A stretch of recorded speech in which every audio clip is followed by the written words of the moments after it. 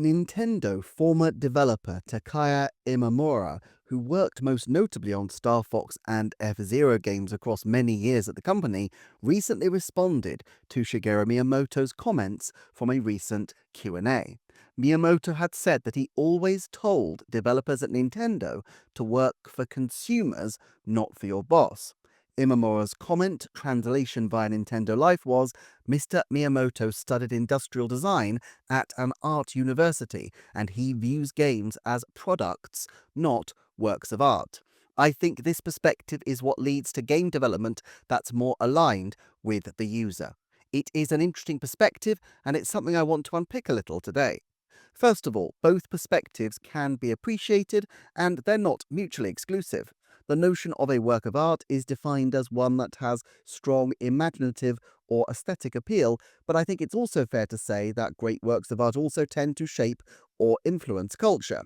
It's difficult to avoid this definition being applied to video games, whether wanted or not, especially since, irrespective of your view of where the gameplay mechanics may fall, there is so much art that goes into games, from the story and music to, quite literally, the artwork of each title.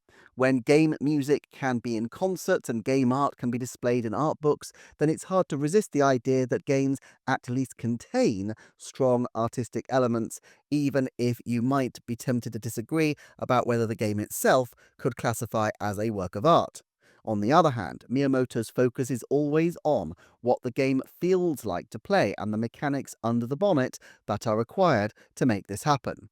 This corresponds more closely to the principles of consumer design, which often utilize the language of affordances and signifiers.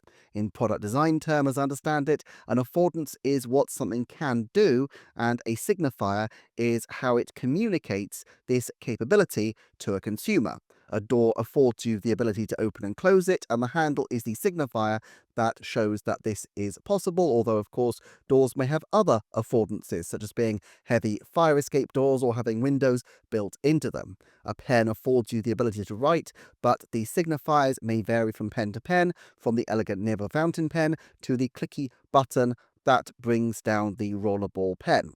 What's different about this philosophy of game design is that there is a constant interplay between what something looks like and what it actually does.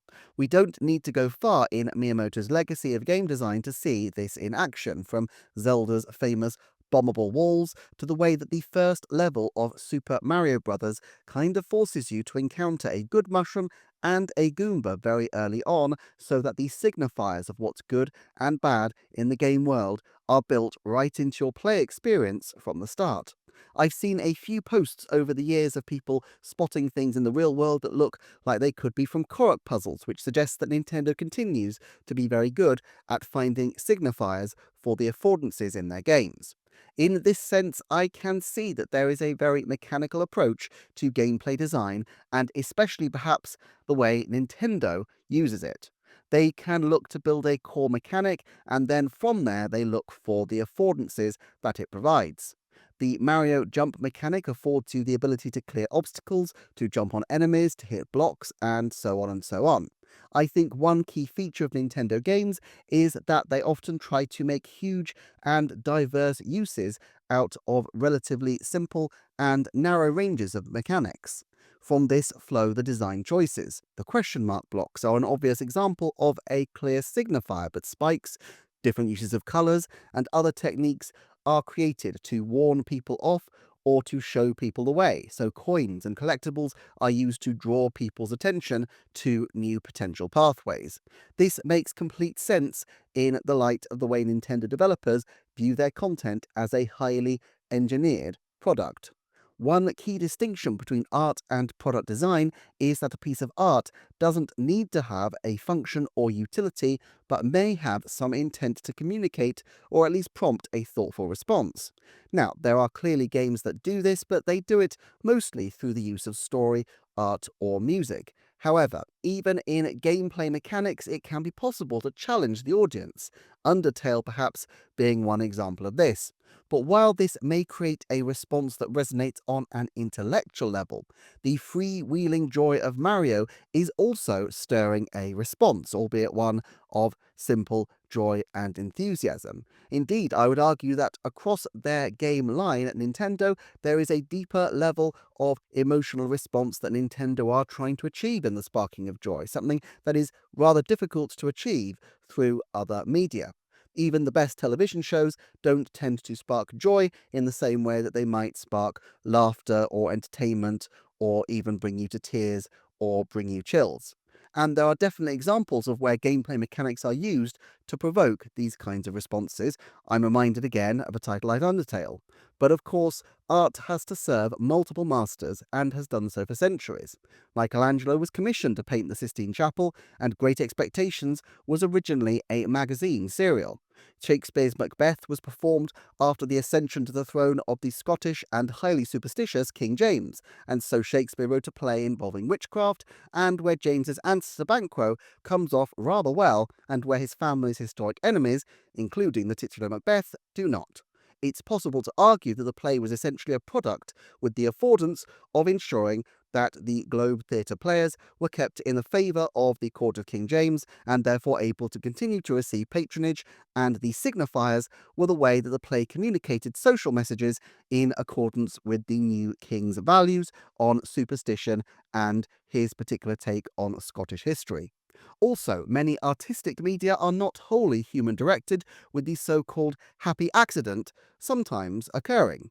A wide variety of things can be appreciated as a work of art, irrespective of the original intent of the creators. But why does all this matter? Well, the identification of something as a piece of art will often accrue to it a level of respect and credibility, and also, quite frequently, funding. Many countries have specific funds for art and make these available for video game development.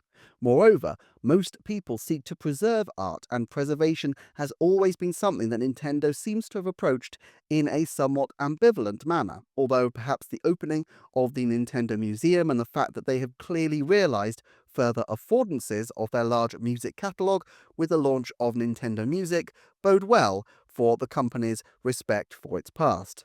Ultimately, I think Miyamoto is absolutely right from the perspective of a game creator. That's not to say that all game creators should view the medium as he does, but rather that the kind of games Nintendo has focused on over the years are highly designed products designed to have an impact. But I do think that as consumers, we are able to appreciate the artistry of games, including the playability of those games, and find value beyond those affordances that are innate to the design. This is also part of the natural evolution of a medium. The Cane and Finger Batman comics of the late 1930s couldn't have foreseen the more complex Dark Knight Returns comics of the 1970s, which shaped much later media interpretations of that character, even 40 years after the character's creation. Perhaps a more artistically focused take on Zelda may yet be in the offing, but it would fundamentally be a different experience if they don't first nail the gameplay, and that is ultimately where Miyamoto will want to put his focus. Nevertheless, I do find that even if the actual aesthetics of a game, even if the music of the game are not quite what one would consider amazing artistry, if the gameplay is absolutely spot on, take for example Tetris, then it is clearly the case that this, to me, classifies as a work of art because it does inspire deep feelings and deep appreciation in the person playing it. Although I will say, I also do like Tetris's music quite a lot. If you'd like to support the channel, please do like, subscribe, and check out the Patreon. But if not, I'm just so glad you're here, and I shall see you next time for another Nintendo Forecast.